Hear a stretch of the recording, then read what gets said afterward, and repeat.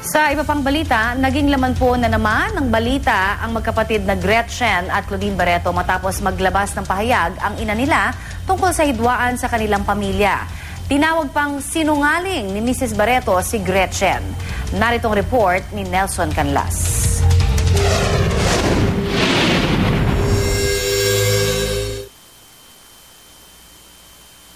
Sa litratong ito sa Philippine Star, makikita pa ang magkakapatid na Barreto na sina Gretchen, Marjorie at Claudine. During happier times, ika nga. Pero sa ngayon, malalim daw ang hidwaang namamagitan sa kanila. Sa column ni Ricky Lo sa Philippine Star, lumabas ang pahayag ng kanilang inang si Mrs. Inday Barreto kung saan tahasan niyang tinawag na sinungaling si Gretchen. Nitong mga nakaraang araw, pinaringgan ni Gretchen ang isang Instagram user na nagbanta umanong sisirain ang showbiz career ng anak ni Marjorie na si Julia. Sinabi ni Mrs. Inday Barreto, hindi raw magagawa ni Claudine yon dahil mahal niya ang kanyang mga pamangkin. Wala rin daw mental condition si Claudine at sa halip nagdurusa umano mula sa mental torture.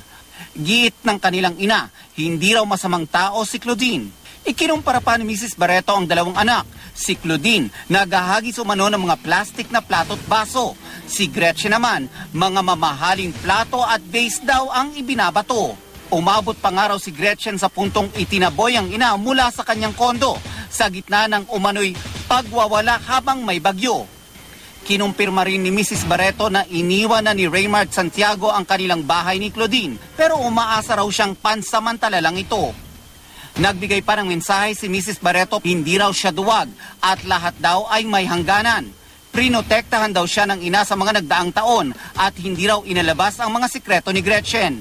Ngayon, wala na raw magagawa si Mrs. Barreto kung di ipagtanggol ang kanilang pangalan. Ipinunto niya ring mahal niya si Gretchen pero ang tunay raw na pagmamahal ay nasa puso at hindi ibinabasura. Handa na raw si Mrs. Barreto na pakawala ng isang anak na hindi naman daw siya ginusto upang tulungan at suportahan si Claudine na noon pa may minahal daw siya ng lubos. Sinubukan ng GMA News na makapanayam si Mrs. Barreto ngunit tumanggi muna siya. Si Gretchen naman hindi raw nagpapaunlak ng interviews ngayon ayon sa namamahala ng kanyang showbiz career. Nakausap ko ang emosyonal na Claudine Barreto sa telepono, hindi na rin daw muna siya magpapa-interview. Sa kanyang ipinadalang statement, sinabi ni Claudine na sasagutin niya ang lahat ng issue sa tamang panahon. May mga pinost naman siyang litrato sa Instagram ng Porsche ni Raymart habang nililinis ito, tila upang pabulaanan ng bintang na sinira niya ang kotse ng asawa. Sinubukan naming kunan ng pahayag si Raymart ngunit hindi siya sumasagot sa aming tawag. Para sa unang balita, Nelson Canlas reporting.